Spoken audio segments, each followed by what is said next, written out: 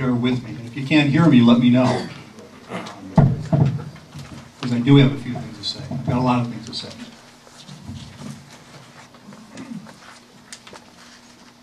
And most of my comments are in response to a letter that was written to Brad today by Nefred Halim. And I've taken upon myself to read it, and I take it very personally. So, again, bear with me. I like you, Nefred. I think you're a well-intended, smart young lady. But I disagree with a lot of things that you say. And I really disagree with this entire process. I think we've become disagreeable as a community, unnecessarily so. A number of things in the letter that were pointed out, and I'm not going to read the letter, but I'm going to paraphrase some of the issues here. The issue that I don't understand the National Register Historic District process. I do.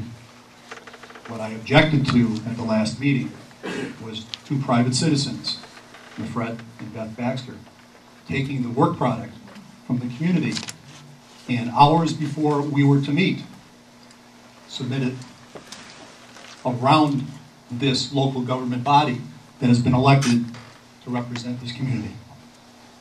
I didn't like that, and I don't think that was fair. I know you said you did it because of a threatened lawsuit, so you needed to do this to circumvent it. But I think it's almost like vigilantism in our community, and we are a nice little 2,400 person community, and I'd like to keep it that way. So that was my objection. My objection through the entire process has not been the National Historic District Register. It was listening to people. A little bit of pat on the back for a second. The last election, I was the only candidate to receive bipartisan support.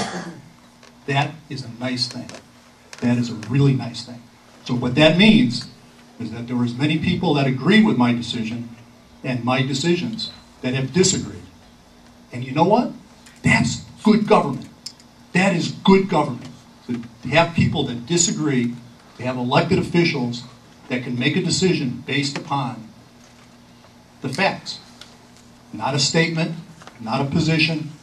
I didn't campaign for this office. I'm glad to be here. I'm glad to help. I've been here for 5 years in one capacity or another, and I intend to stay here. But I believe in listening to the facts. So to accuse me of changing my position in terms of preserving, as you'd say, the village character is just dead wrong. Let me remind some of you, and relax, because I got a lot on my mind tonight. Turn down the air. Should probably turn up the air. Well, turn down the temperature. It's kind of warm.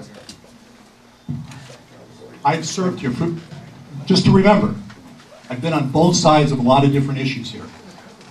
I've served on the ad hoc committee since its inception in 2003, chairing the planning commission, being a village trustee, being on the planning, building, and zoning committee, working through the issues to preserve the village character. The architectural review committee, and these other things like these water and electric committees, police and fire committees, so forth and so on. And while I was at the ad hoc committee, I did help push through most of these initiatives that we've been dealing with over the past several years, including the first village survey. Participating and voting, looking at my record, in the building, planning, and zoning hearings for these new required and good ordinances which do preserve village character. Tree ordinances, I mean everything. Long-range village plan, on and on. So I object when you say that I falsely promised something that I didn't deliver. And as I've said in this entire process, in terms of the voting I wanted to listen to all the people all the time. And I don't believe that the way we were in this was listening to all the people all the time. And I'm going to get personal again, because I've been asked a number of times, and I've been pulled aside by people in this community who may or may not be here. One person pulled me aside and said, after one of the votes, said, "Bob, we don't understand you. We don't understand you." I said, what do you mean, we don't understand you? She said, "Sometimes you vote this way on this issue, sometimes you vote that way on that issue."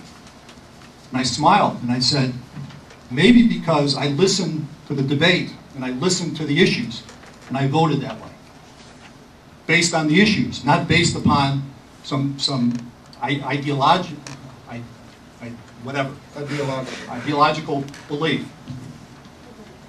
I don't come in prepared with a feeling without listening to other people. I believe that there's part of our community that hasn't been listened to. I wonder if I couldn't just suggest that I thought tonight's meeting was about National Register, not about Bob Smietana. And I must say, I don't think I have ever heard such a self-serving, sanctimonious, defensive discussion from a trustee. And that's about where I'd like to end.